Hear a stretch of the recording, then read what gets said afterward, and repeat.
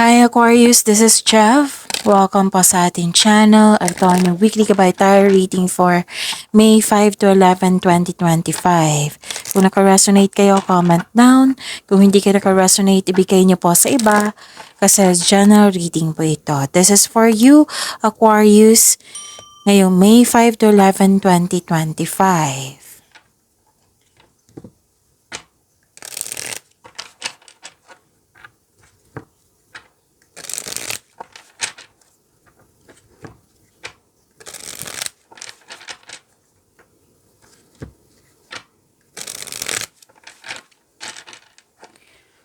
Para po ito sa inyo, Aquarius, ngayong May 5 to 11, 2025.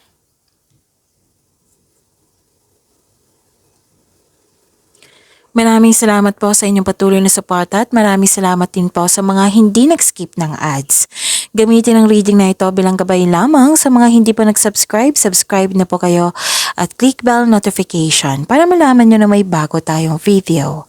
Para sa mga gusto magpa-reading po, malumabas dyan sa screen nyo ngayon, panoorin nyo po at sundin ng instruction.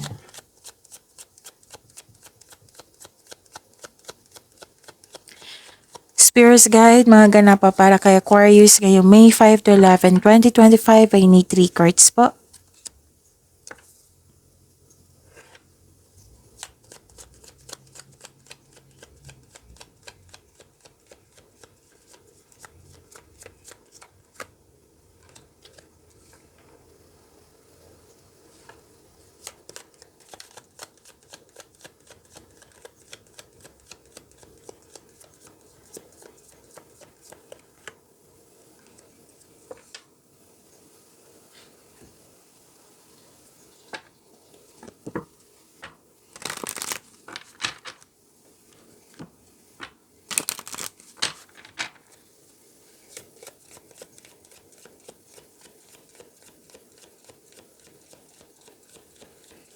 Spirit's Guide, Angels, Archangels, Guardian Angels, message pa para kay Aquarius for this week, May 5 to 11, 2025, I need 2 cards po.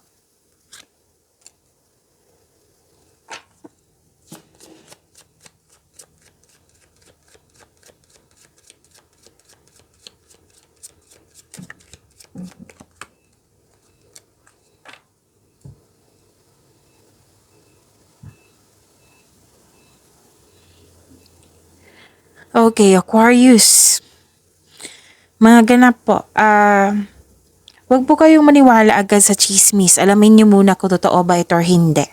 Okay? At saka, wow, may exciting ganap din dito. Wow, i-claim niyo po ito. Tapos may nag-uusap dito na magkakapatid po. Tapos may humihingi ng attention sa iyo. Pwedeng inner child mo ito or isang literal na bata. Pwedeng nagbigay ka ng time sa kanya. At may concern kayo sa immature na tao. Actually, may new beginning ako nakikita dito, bagong simula. Pwedeng kakapasok mo lang sa trabaho, kakasimula mo sa proyekto, kakasimula mo sa connection sa isang tao. Basta bagong simula. Pwede din na hard kayo kahit walang experience. At mag-ingat lang kayo sa mga nag-observe. Okay, may nag-observe sa iyo, may nag-spy sa iyo, may mahilig magmanipula, may gusto siyang kunin sa iyo.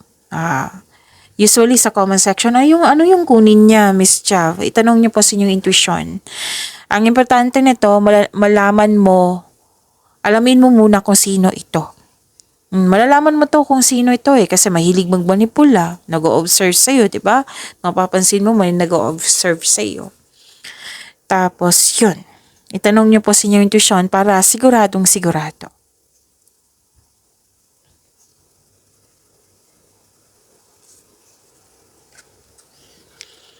Ay, wow!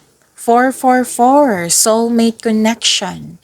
Be open to meeting someone who resonates with your soul and brings deep love and understanding into your life. Pwedeng bagong kaibigan to. Di ba may bagong simula yung sinabi ko kanina sa oracle cards nyo? Pwedeng bagong kaibigan. Bagong kakilala. or maliligaw. So, maaring nakatadhana to sa'yo kasi soulmate connection, right? So, yun. May posibleng deep love ito. Okay? Pwedeng bagong pag-ibig, pwedeng bagong kaibigan na magiging inspirasyon mo siya, na magbibigay ito ng happiness and peace of mind sa'yo, na nakatadhana sa'yo. Okay? Inner Wisdom 1515. Your inner wisdom is your greatest power. Listen to your inner voice for guidance.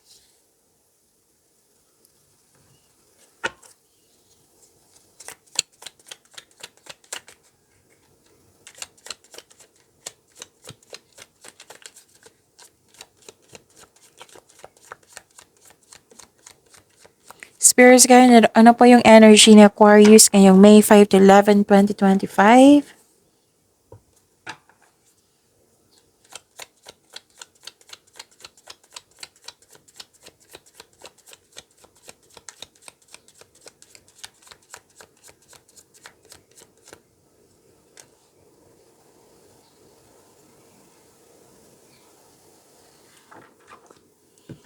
Kung may narinig kayo or may nakita kayong repeating message, like for example, nanood kayo sa isang video natin, sa channel natin, tapos may napansin kayo na repeating message, yan po yung pinupush ng cards na kailangan yung bigyan ng atensyon, solusyon, at aksyon kung maaari po. So, ano yung energy ni Aquarius?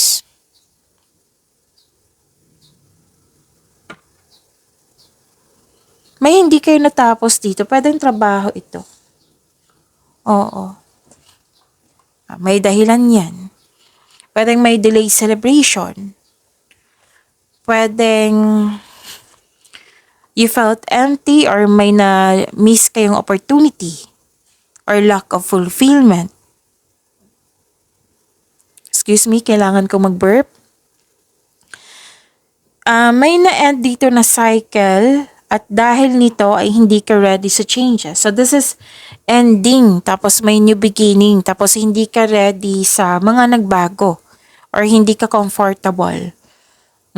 May unhealthy attachment pa kayo sa natapos na. Okay, so sabi po ng card nyo dito na ma-adapt nyo rin to. Kailangan mo lang i-embrace yung mga pagbabago kasi nakatadhana yan sa iyo eh. Oo. At kailangan natin na maluwag sa atin na tanggapin yung mga tapos na. Tapos, you have to focus sa ma-control po, which is the present.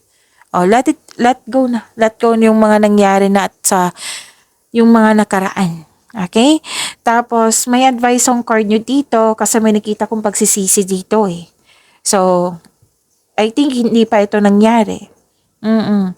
So, at least aware na kayo ngayon. Kung gagawa kayo ng plano or maggagawa kayo ng desisyon, siguraduhin karapat-dapat. Okay? Kasi may nakita ko dito nagsisisi. So, galingan nyo sa paggawa ng desisyon, galingan nyo sa paggawa ng plano. Tapos, habaan nyo po ang pasensya nyo. Okay? Kasi may nakita kong delay. Delay sa paggawa ng aksyon, kasi may hesitation, delay sa paggawa ng desisyon, kasi may tutol, or delay sa hinihintay nyo. So, habaan ng pasensya. Actually, may success ako nakikita. So, yung ending na yun is success. But for you, parang may kulang. Oo. Sabi ng card dito, you deserve this success. Kasi nakita ko naman dito, binuhos mo talaga yung time and effort nito. You deserve this success. Sabi po ng card. I-acknowledge po yung success po.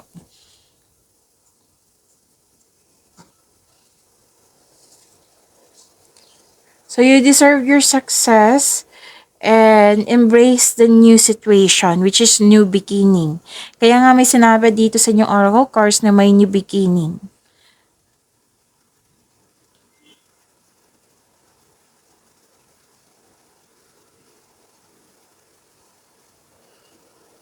Okay, so this is good. Mm. At the end of the day, may nakita akong fulfillment dito and happiness. Oo. So, granted yung manifestation mo, fulfillment sa pangarap, and at the end of the day, magiging happy kayo. Oo, may kasiyahan dito at kagalakan sa mga bagay ukol sa grupo ng tao. So, this card focuses on achievement of a level of love, success na nagbibigay sa iyo ng katahimikan, serenity po, satisfaction at pasasalamat. So, don't worry kasi may nakita kong happiness dito at tagumpay. Satisfaction din. Success in workplace or home. I-acknowledge mo ang nagbigay ng suporta sa'yo, which is this group of people. Tapos, lumabas din ito sa inyong sa inyong monthly gabay tarot reading kung hindi ako nagkakamali. Yung may balak talaga kayong mag-change career or andyan lang kayo pero gusto nyo mag-level up. You want more. Sobrang saya mo dito, oh. Together with this group of people. Yes, nakikita ko. And you deserve this happiness, Aquarius. This is completion of cycle, ha? So, at the end of the day, matatanggap mo itong pagbabago na ito. Ma-adapt mo rin. Huwag kayong mag-alala.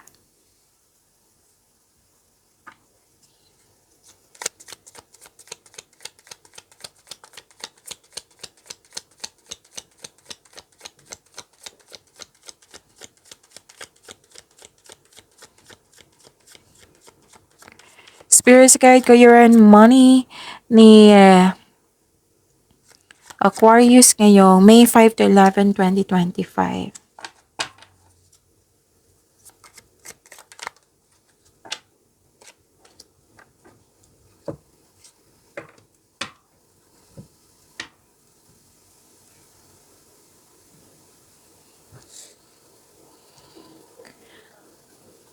Okay, sa career and money niyo po, ang ganda. Kasi may nakikita ko ditong money luck. L-U-C-K po. So, claim niyo po itong money luck ito. Okay, L-U-C-K ha? Oo, claim niyo po Aquarius. Okay, so this card may also indicate that you're healing from loss of connection, loss of things, loss of opportunity. Yung so, nung nakaraan, may loss na ganyan sa career and money nyo. Now, you're healing. You're back. Okay? So, claim niyo po itong money luck and you may be guided. Kung negosyante po kayo, you may be guided to begin a new business or you have a hidden talent na magagamit mo para sa karagdagang kita. That you can put to good use. Magagamit mo itong hidden talent mo. It might be for passive income. And this card also tells us na may awards and fame. So this is recognition. May nakita nga akong unexpected help dito, Aquarius. And hope and healing. This is opportunities also. This is renewal. This is faith. So you're healing from the past and feeling hopeful for the future. So, sa mga wala ng pag-asa dyan, sabi ng card dito, all your dreams are coming true, Aquarius. So, claim niyo po. May pag-asa kang madama, basta maging positibo lang po at gumawa ng paraan. So, kilos. So, this card offers hope and guidance. Kung nahihirapan ka ngayon, have faith that your luck is about to change for the better. Okay? So, this luck is about to change for the better. And may nakita ko dito ng general cleaning. Or pwedeng renovation to, pero most likely generally cleaning to. And, or nagpaganda sa bahay. Usually bahay, nakita ko lang po dito. Okay. So, nakita ko yung you felt calm and harmonious.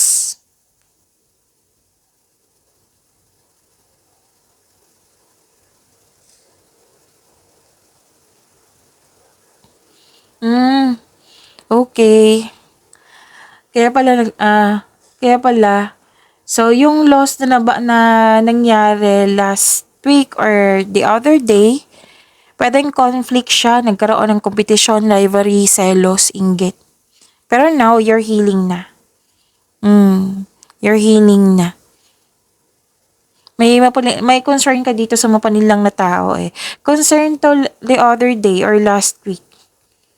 Basta tanggap mo na mga nangyari at nagfo-focus ka dito sa may faith ako nakikita dito kaya nagkaroon ng hope and healing. May unexpected help din. So, dito tayo mag-focus sa money luck nyo, sa healing, sa hope. Maaring may argument na nangyari no, nung nakaraan. Nakikita ko dito. Or ganap na away. Pero kung ito nangyari, ito for this week, huwag kayong mag-alala kasi may nakita naman akong hope and healing dito. At the end of the day, magiging okay din ang lahat. So yun, dalawang card kasi nagsabi dito na sinabi ko lang sa career and money nyo kasi it might be napagasta kayo para mapaganda pa lalo yung bahay nyo or like nag-general clinic kayo, 'di ba? Bibili kayo ng mga mga mga gamit panglinis diyan. O, kasi may nakita din ako dito na magpapatayo ng bahay or structure. Isip-isip mo to. Pwedeng ginawa mo na ito or iniisip-isip mo na gusto mo magkaroon ng sariling bahay, gusto mo magpa-renovate ng bahay, gusto mo magpatayo. Basta may magpatayo. Pwedeng magpapatayo kayo ng bagong negosyo or magpatayo kayo ng bahay. Or you want another, kasi may sabi dito you may be guided na magbuo ka ng another business, right? O, yan, dalawang card na mismo nagsabi niyan.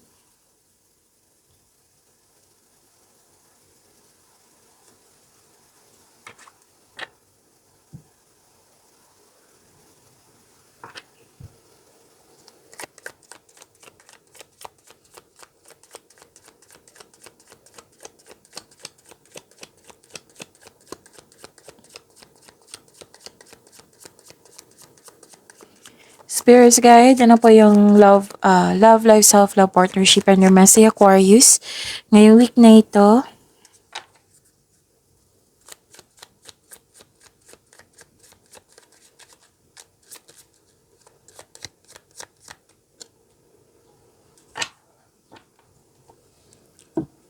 may celebration dito. May celebration ako nakikita dito pero hindi mo siya celebrate. It might be pagod kayo or you're not in the good mood or wala pa kayong time. Pero sabi ng card dito, celebrate niyo po kung may time kayo kasi this celebration, this success is gift from the universe. That is a positive energy. Kung i-embrace nyo ito at i-acknowledge mo yung bigay ng ating Panginoon, mas magkakaroon kayo ng positive energy flow. Ito na, dito na yung papasok yung sunod-sunod na positive opportunities. So, sayang naman kung hindi nyo i-celebrate. Kung pagod kayo, magpahinga kayo, then pagbalik nyo, then celebrate nyo po. At ang sabi ng card nyo dito, you deserve to celebrate your success.